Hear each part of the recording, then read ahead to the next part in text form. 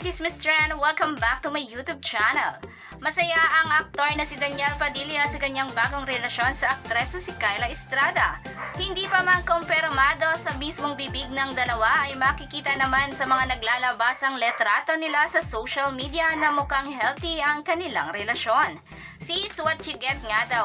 Ayan ang pagbabahagi ng ina ni Daniel Padilla sa bagong relasyon nito sa aktres na si Kyla. Narito ang kanyang naging pahayag.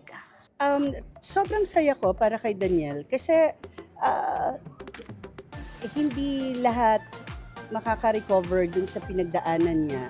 Pero dahil hindi pa ito ang panahon para mawala ang isang Daniel Padilla, dahil marami siya pang patutunayan at marami pa siyang gagawin, marami pa siyang ipapakita sa ating lahat na nag-enjoy tayong panoorin at magiging proud tayo bilang mga Pilipino. Ayon pa kay Kyla ay wala nang araw siyang hihilingin kung mag-aasawa ng araw si Daniel dahil desisyon naman ito ng kanyang anak. At mukhang kaya ng araw ni Daniel panagutan ang lahat ng mga responsibilidad.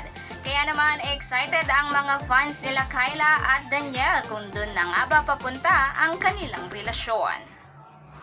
Samantala, ilang Katniel fans naman ang masaya din sa bagong love life ni Catherine. Kahit hindi na nga raw mag-comeback ang dalawa, ay masaya na sa kani-kanilang mga relasyon. Kaya mga ka-Chismis Trend, ano ang opinion nyo sa usapin na ito?